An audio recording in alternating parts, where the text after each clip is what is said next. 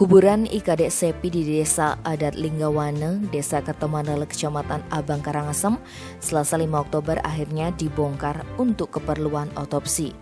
Terkait hal itu, pihak pelapor Eka Putra yang juga paman korban bersama Made Suwardana menegaskan pihaknya hanya memberikan informasi kepada kepolisian Polres Karangasem terkait dugaan adanya kejanggalan terhadap kematian Kadek Sepi. Laporan itu diakuinya atas dasar penasaran.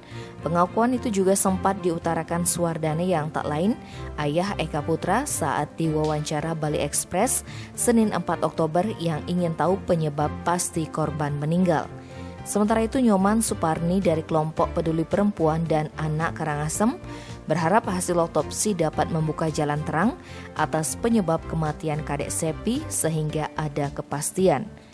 Wakapolres Karangasem Kompol Idewo Gede Anom Danujaya didampingi Kasat Reskrim AKP Aris Setianto dan Kabak Ops Kompol I Ketut Suwartike yang turut memantau jalannya otopsi mengatakan menunggu hasil dari tim forensik.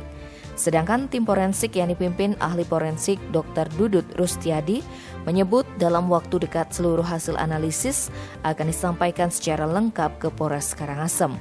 Usai proses otopsi pukul 12, jenazah Kadek Sepi langsung dibawa ke krematorium di Punduk Dawo, Kecamatan Dawan, Kelungkung untuk dikremasi.